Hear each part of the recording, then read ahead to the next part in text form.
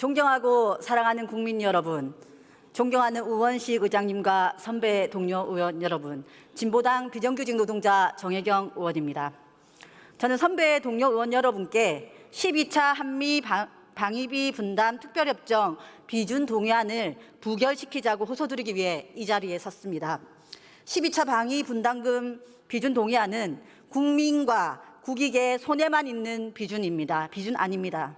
우선 근본적으로 주한미군 주둔에 따른 방위비는 한미 주둔군 지휘협정 소파에 의해 미국이 부담해야 하는 돈입니다. 그래서 특별협정으로 만들어 한국이 부담하는 부분을 국회의 비준을 거치게 되어 있는 것입니다. 따라서 방위비 분담금은 원칙적으로 한국이 무조건 져야 하는 의무적인 돈이 아니라는 것입니다. 첫째로 방위비 분담금 국민께 과도하게 부담을 주고 있습니다. 이번 협정안에 따르면 내년 지원금은 1조 5,192억 원입니다. 1991년 제1차 협정 지원금에 비해 14배 넘게 올랐습니다. 쓰지 않는 예산은 당연히 국고로 환수해야 하지만 방위비 분담금은 예외입니다. 주한미군은 미집행금을 쌓아두고 이 돈으로 이자 수익까지 불리고 있습니다. 분담금 외에 한국이 직간접적으로 지원하는 비용도 2조 4천억이 넘습니다. 여기에 주한미군 기지 환경 정화 비용, 기지 이전 비용 지원도 별도입니다. 한국은 이미 너무 큰 금액을 지불하고 있습니다. 올해 적용되는 인상률은 무려 8.3%인데 이 인상률은 예산이나 사업평가에 기반한 것도 아닙니다. 미국 측이 제시한 인상률을 맞추기 위해 그야말로 묻지마 인상입니다. 이렇게 큰 금액은 국민 경제에, 민생 경제에 과도한 부담을 주고 있습니다.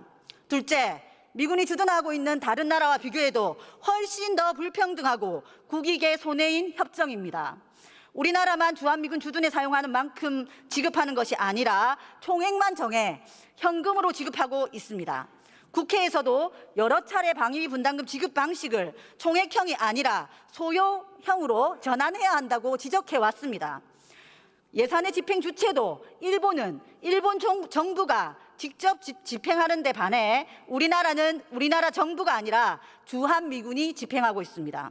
그러다 보니 불용액이 생겨도 예산이 남아도 주일 미군 무기 정비에 불법 전용되었을 때도 아무런 조치를 취하지 못했습니다. 매해 자동 인상률을 적용하는 것도 부당합니다. 2022년 주둔비 협정을 맺은 일본은 협정 당시에만 인상하고 5년간 인상 없이 타결했습니다. 미군이 주둔하고 있는 다른 나라와 비교했을 때 한국만 유독 불리하고 불평등한 협정입니다. 셋째, 감시, 통제가 없는 예산, 국회 의견조차 반영되고 있지 않습니다. 국회는 분담금의 결정 방식과 지급 방식을 개선해야 한다고 지속적으로 이야기해 왔습니다. 지난 10차 협상안, 11차 협상안을 비준하며 국회는 부대 의견으로 이렇게 지적했습니다. 한국이 지급하고 있는 직간접 비용을 포함해 분담 기준을 제고할 것. 핵의 감사 실시하고 집행되지 않은 군수지원 분담금은 환수하도록 노력할 것, 미집행 현금과 현물이 소진될 수 있도록 하고 국회에 보고할 것, 총액형이 아니라 소요형으로 전환을 추진할 것. 그러나 이번 12차 특별협정안은 국회에서 지적한 문제를 전혀 개선하지 못했습니다.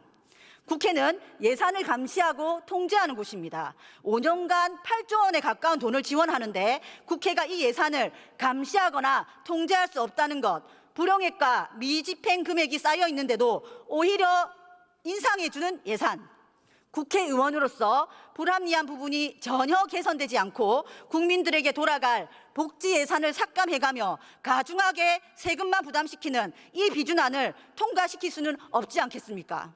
윤석열 정부는 자화자찬할 때가 아닙니다. 정부는 이번 협정 타결을 두고 다양한 제도 개선 조치에 합의함으로써 방위비 분담금 운영의 효율성, 투명성, 책임성을 더욱 제고할 수 있게 되었다라고 자화자찬했습니다. 협상의 상대국 미국 캠벨 국무차관은 한국은 너무 너그럽고 간대한 협정을 체결했다라고 평가를 했습니다. 더 나아가 트럼프 당선인은 한국인을 머니머신이라며 미국이 요구하는 대로 방위비 분담금을 받을 수 있는 나라라고 공개적으로 떠들고 있습니다. 윤석열 정부는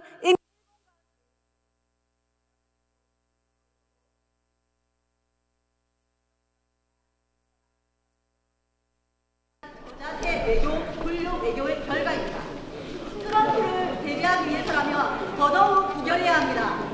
정부는 트럼프가 대표 인상을 요구할 것에 대비해 서둘러 협상을 마무리했습니다. 국회에서도 트럼프 임기가 오기 전에 비준하자고 합니다.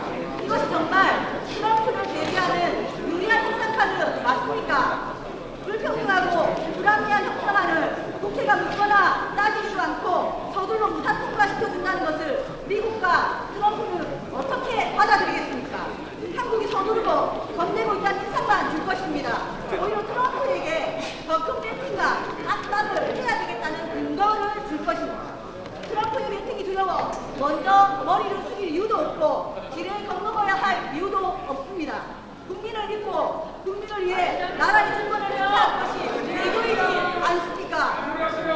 정부의 잘못된 정책을 감당 의무가 있으며 국민의 혈세를 퍼주는 일에 제동을 걸어야 하는 곳입니다. 정부의 저자세 외교, 권력 외교에 국회가 물러리 서지 맙시다. 불합리하고 불평등한 이번 12차 강제 분담금 신설협정을 부결시키고 외교의 주권을 다시 논의합시다. 존경하는 우리 의원님들,